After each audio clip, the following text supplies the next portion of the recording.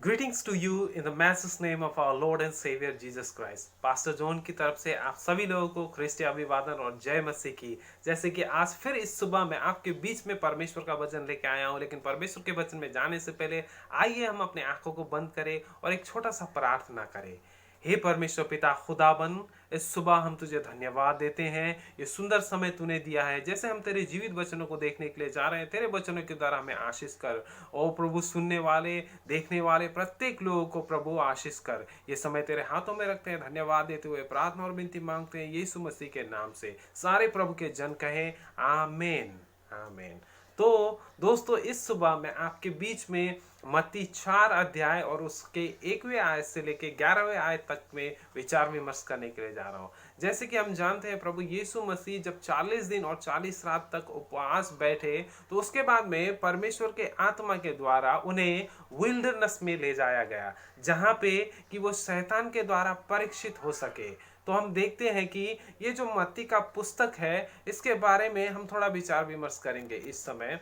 मत्ती का जो पुस्तक है, इसका जो ऑथर है वो मत्ती खुद है। मत्ती क्या है? एक टैक्स कलेक्टर, एक चुंगी वसूलने वाला था मत्ती। और हम देखते हैं कि मत्ती ने जब ये पुस्तक लिखा तो उसके दिमाग में विशेष करके जूइश कम्युनिटी था। उसने क्या किया, ये पुस्तक विशेष करके यहूदी लोगों के लिए लिखा, वो जो मैसेज देना चाहता था। लेकिन ये सिर्फ यहूदी कम्युनिटी के लिए नहीं है, सारे संसार, सारे विश्व के लिए है परमेश्वर का वचन। लेकिन मत्ती ने जब उस समय लिख रहा था तो उसके दिमाग में जूइश लोग थे।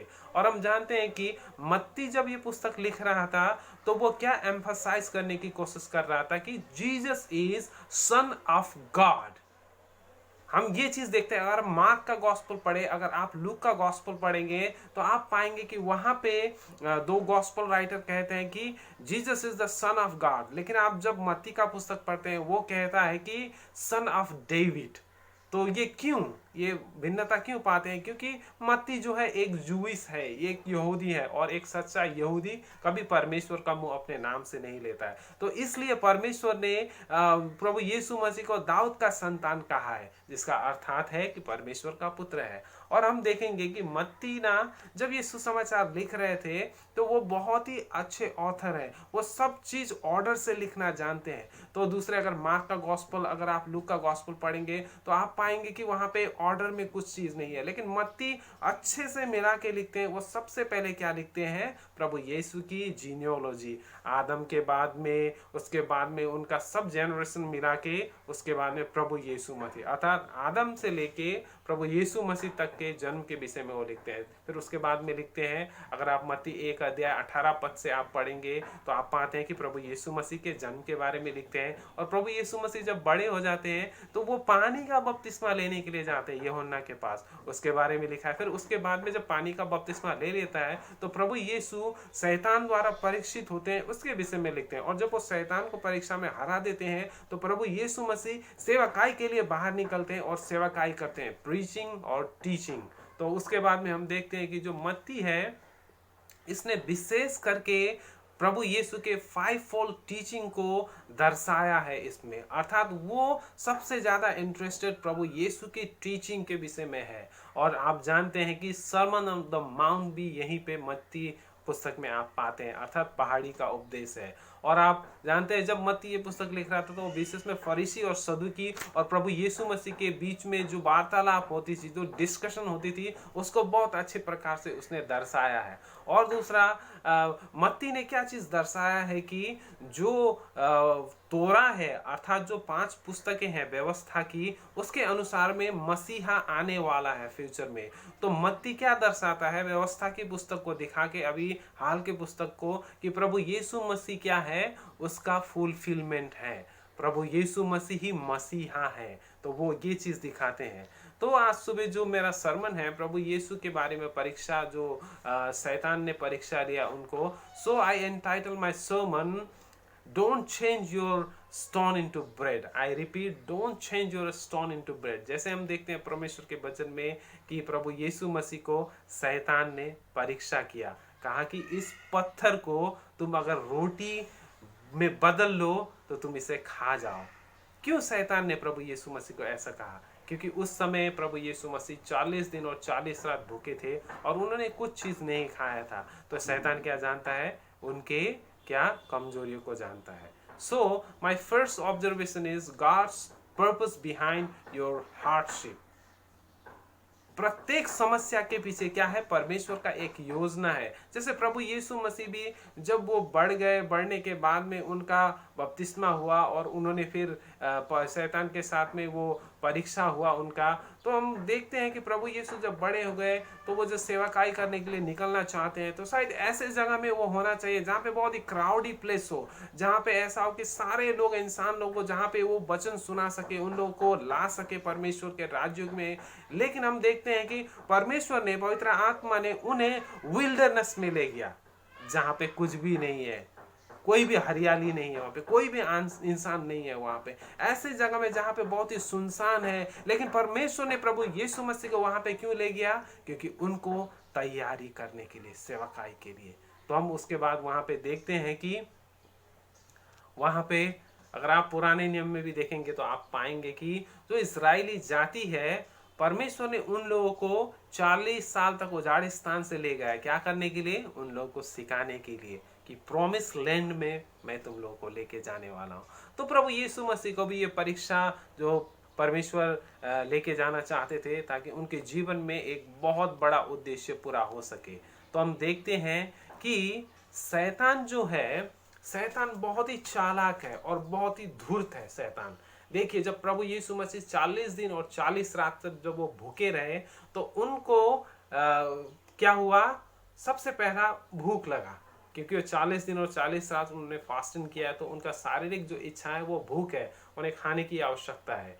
तो शैतान ने उस समय प्रभु यीशु को दूसरे चीजों से नहीं फंसाया, दूसरे चीजों का प्रलोभन नहीं दिया, लेकिन शैतान ने खाने का प्रलोभन दिया। और सबसे इंपॉर्टेंट चीज क्या है? देखिए, प्रभु यीशु ने जब वो स्टोन हाथ में लिया, तो शैतान ने आके कहा, अरे तुम परमेश्वर के पुत्र हो, अगर तुम इस पत्थर को रोटी में परिणत हो जाओ कहोगे तो ऐसा ही होगा। देखिए, प्रभु यीशु के पास में वो शक्ति था, वो पत्थर को भी रोटी में परिणत कर सकते थे, लेकिन उन्होंने नहीं किया। उन्होंने अपना शक्ति ऐसे दुरुपयोग नहीं किया जो शैतान ने कहा था। तो कभी कभी भाई बहनों, हमारे जीवन में ऐसा परिस्थिति आ जाता है, ऐसा समस्या आ जाता है कि हमें या तो सही चुनना है या तो गलत चुनना है। कभी कभी सही चुनने से हमें बहुत ही समस्या का सामना करना पड़ता है, तो हम क्या करते हैं? हम गलत चीज चुन लेते हैं और आसान से हम रास्ता पार करना चाहते हैं। लेकिन प्रभु यीशु को देखिए, प्रभु यीशु मसीह ने वो पत्थर जो है उसे रोटी में परिणत नहीं किया, क्योंकि प्रभु यीशु जानते हैं कि परमेश्वर के पास मेरे लिए इससे भी उत्तम चीज है। हालेलुया। और जानते हैं, आप देखिए, शैतान बहुत धूर्त है, बहुत ही चालाक है। वह कैसे परीक्षा करता है? देखिए, शैतान ने आदम को क्यों टेम्प्ट नहीं किया, ईव को किया?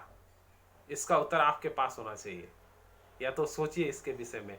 फिर आप देखिए, 12 शिष्यों में से, 12 डिसाइपल्सों में से शैतान ने सिर्फ जुदा इस्करियोत को क्यों चुना, दूसरे 12 को नहीं चुना? आप समझ गए होंगे मैं क्या कहना चाहता हूं।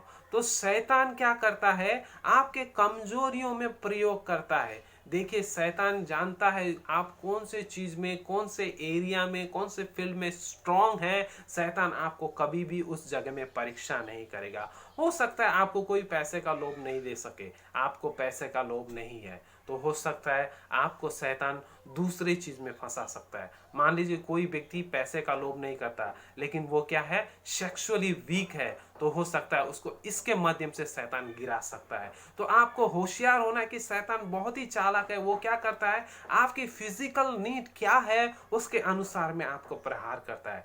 तो सच में आपकी जो कमजोरी है, अगर शैतान आपको परीक्षा करना चाहता है, तो निरंतर आप क्या कीजिए? शैतान का विरोध कीजिए।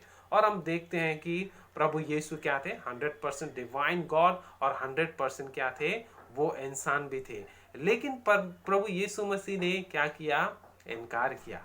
प्रभु यीशु मसीह ने इनकार किया। प्रभु यीशु मसीह ने उस पत्थर को रोटी में परिणत नहीं किया। कभी कभी हमारे जीवन में भी ऐसे बहुत समय आ सकते हैं कि हम क्या कर दें? अपने सुविधा के लिए हम पाप कर दें और हम उस पाप में फंस जाएं। लेकिन प्रभु यीशु मसीह ने नहीं किया। अब आप सोच रहे होंगे कि प्रभु यीशु मसीह को भूख लगा था तो वो आसानी से उस पत्थर को रोटी बना के खा सकते थे, इसमें क्या पाप की बात है? तो शैतान क्यों इस चीज के द्वारा प्रभु यीशु मसीह को परीक्षा करना चाहता था? तो मैं आपको बताना चाहूंगा। देखिए, जब प्रभु यीशु मसीह को 40 दिन 40 रात जब उनको उपवास बैठने के बाद में भूख लगा, शैतान ने उनको कहा कि इस पत्थर को रोटी में परिणत कर लो। तो प्रभु यीशु उस पत्थर को जब रोटी में परिणत करते तो अपने वो फिजिकल नीड के लिए, अपने शरीर के इच्छा को पूरा करने के लिए, तो शैतान प्रभु यीशु को यहाँ कौन से परीक्षा से उनको गिराना चाहता था कि वो स्वार्थी हो जाए, अपने लिए सोचे और अपने स्वार्थ के लिए करे। शैतान इसलिए प्रभु यीशु मसीह को उस समय परीक्षा कर रहा था और वो करना चाहता था। तो मेरा दूसरा ऑब्जर्वेशन है, बी अ हम्बल पर्सन। 7 से लेके अगर आप पढ़ेंगे 5वें आयत तक तो आप पाएंगे, यहाँ पे मैं पढ़ देता हूँ, ऐसे यहाँ पे लिखा है, यदि तुम परमेश्वर के पुत्र हो तो यहाँ से नीचे कूद जाओ, क्योंकि लिखा है वह अपने दूतों को तुम्हारे संबंध में आदेश देगा तथा वो तुम्हें हाथों हाथ उठा लेंगे कि तुम्हारे पैरों में चोट ना लगे। प्रभु यीशु ने प्रति उत्तर दिया, यहाँ भी लिखा है कि तुम अपने परमेश्वर की परीक्षा मत करना। देखिए, फिर शैतान ने प्रभु यीशु मसीह को जो परीक्षा किया कि तुम उस मंदिर से कूद जाओ और क्या करेंगे, तुम्हारे दूत लोग तुम्हें थाम लेंगे और तुम्हें चोट नहीं आएगी। तो शैतान देखिए इतना धूर्त, इतना चालाक है कि शैतान प्रभु यीशु मसीह को भजन संग्रह जो पुस्तक है वहां से एक वचन लेके परीक्षा कर रहा है, टेम्पटेशन कर रहा है। कभी कभी विश्वासी लोगों को बाइबल के बारे में मालूम नहीं होता, कहाँ पे क्या चीज लिखा है, कहाँ पे क्या चीज है, लेकिन शैतान पूरा बाइबल जानता है कहाँ पे क्या लिखा है। प्रभु यीशु मसीह को उसी प्रकार से परीक्षा कर रहा है और प्रभु यीशु मसीह भी उनको उसी प्रकार से बाइबल के द्वारा ही वो बातें करते हैं कि लिखा है अपने परमेश्वर को कभी भी परीक्षा मत करना, अपने परमेश्वर को कभी भी परीक्षा में मत लाना। तो हम देखिए, तो सच हमें क्या होना है, एक नम्र व्यक्ति होना है। कभी कभी शैतान ने जैसे आके सबसे पहले प्रभु यीशु मसीह को क्या कहा, अरे तू परमेश्वर का पुत्र है। ये परमेश्वर का पुत्र जो टाइटल है ये छोटा नहीं है, बहुत बड़ा टाइटल है। ये यूनिवर्स का जो सृष्टि करता है, तारनहार है, उसका पुत्र। कितना बड़ा अचीवमेंट है, कितना बड़ा बात है ये। तो प्रभु यीशु मसीह को जब शैतान ने ये कहा तो प्रभु यीशु मसीह ने घमंडता नहीं दिखाई, उन्होंने नम्रता से काम लिया। हो सकता है हमारे जीवन में कभी कभी कोई दोस्त, कोई हमारे मित्र आके हमें बहुत ज़्यादा प्रेस करे, आपको कहे कि अरे आप तो बहुत हैंडसम है, आप तो बहुत ब्यूटीफुल है, अरे आप तो मल्टी टैलेंटेड है, अरे आप तो वेल एजुकेटेड है। अरे ये सब चीज़ हमारे जीवन में होना सही है, ये सब परमेश्वर की आशीष है। अगर आपके जीवन में ये चीज़ है तो परमेश्वर को धन्यवाद हो, लेकिन इसके लिए हमें क्या करना है, घमंड नहीं करना है और दूसरों को लुक डाउन नहीं करना है। परमेश्वर ने दिया हुआ आशीष के द्वारा हमें क्या करना है, परमेश्वर की महिमा करना हो। तो हमें क्या होना चाहिए, नम्र होना चाहिए। तो हम इस समय देखेंगे, मेरा तीसरा और अंतिम ऑब्जर्वेशन है, don't love money more than God. 8 से लेके 11वें आयत इस समय हम पढ़ेंगे। तब शैतान ने मसीह यीशु को अत्यंत उच्च पर्वत पर ले जाकर विश्व के समस्त राज्य एवं उनका संपूर्ण ऐश्वर्य दिखाते हुए उनसे कहा, मैं तुम्हें ये सब दे दूंगा यदि तुम मुझे दंडवत करो तो प्रभु यीशु मसीह ने उन्हें उत्तर दिया, दूर हो जा शैतान, क्योंकि लिखा है मात्र परमेश्वर की आराधना करना और उनकी सेवा करना। हालेलुया।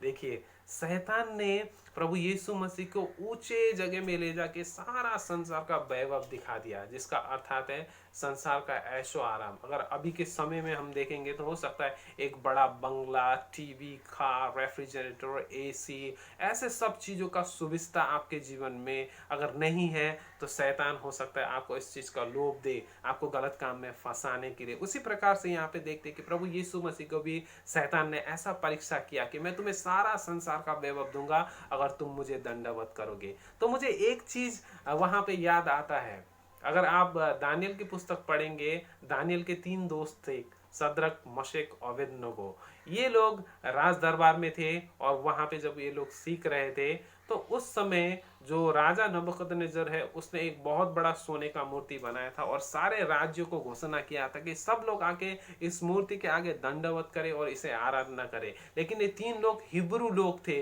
जो जीवित परमेश्वर को मानते थे, जो जीवित परमेश्वर के ऊपर विश्वास करते थे, और इन लोगों को कहा गया तो इन्होंने दंडवत करना इनकार कर दिया। तो राजा बहुत ही गुस्सा हुआ और राजे ने क्या किया, वहां पे एक आग कुंड लगाया और कहा कि अगर ये लोग दंडवत नहीं करेंगे तो इन्हें आग में फेंक दिया जाए, तीनों लोगों को। और उन्हें पूछा गया कि तुम इस मूर्ति को दंडवत करते हो या नहीं, नहीं तो तुम्हें आग में फेंक दिया जाएगा।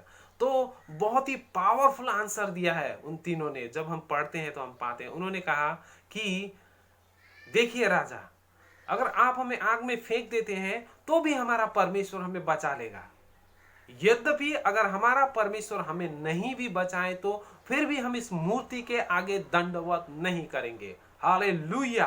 कितना पावरफुल ये शब्द है, कितना पावरफुल आंसर है। देखिए, कभी कभी हमारे जीवन में भी आपका काम नहीं बन रहा हो, आपका काम नहीं हुआ हो, लेकिन एक चीज ऐसा आता है आपके जीवन में, वो कहता है कि इस पाप की चीज को कर लो, तुम्हारा काम सफल हो जाएगा। तो यहाँ पे देखिए, जैसे दानियल के दोस्त शद्रक मशक अबेदनगो ने इनकार किया, अगर परमेश्वर हमें नहीं भी बचाता है तो भी हम ये चीज नहीं करेंगे। तो आपको और मुझे भी ये चीज नहीं करना है प्रियजनों।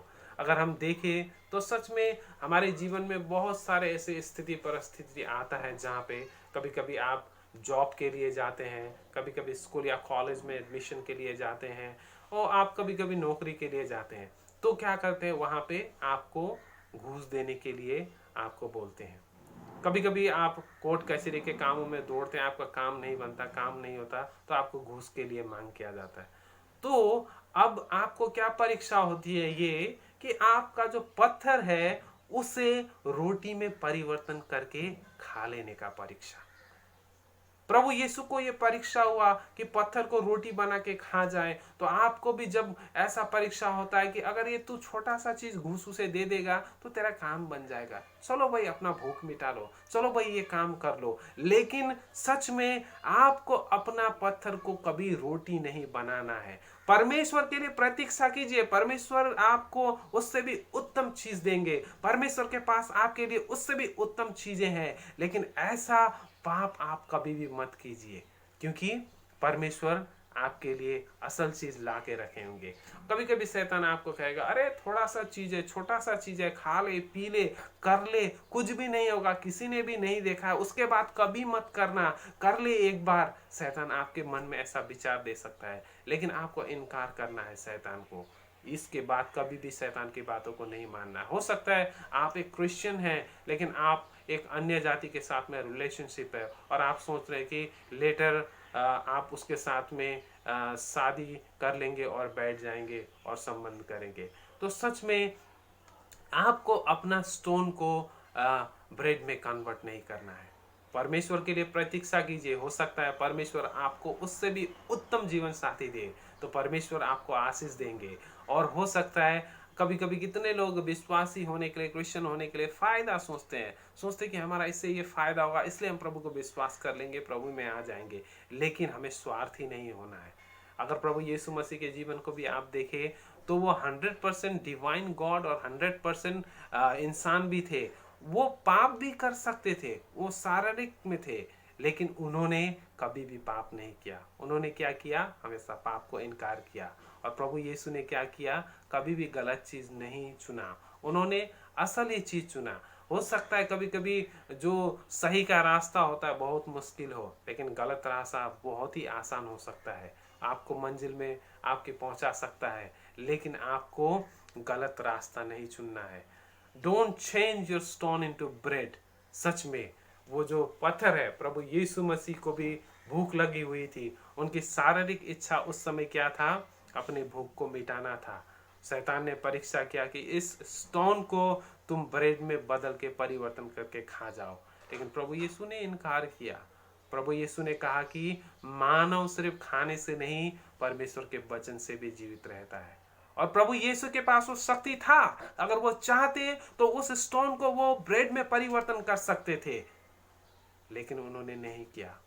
कभी कभी हमारे जीवन में अगर ऐसे स्थिति परिस्थिति आ जाए, अगर आपको दूसरे को घूस देना पड़े, आपको अगर पापों की चीज में संलग्न होना पड़े, आपके काम बनाने के लिए आपको अपने पत्थर को रोटी बनाना पड़े, तो आप कभी भी इस रास्ते को मत अपनाइए, इसको इनकार कीजिए, क्योंकि प्रभु नहीं चाहते कि आप अपने स्टोन को रोटी में परिवर्तन कीजिए। प्रभु चाहते हैं कि आप प्रार्थना कीजिए, प्रभु के लिए सही शाम के समय के लिए प्रतीक्षा कीजिए। प्रभु आपको आशीष देने वाले हैं।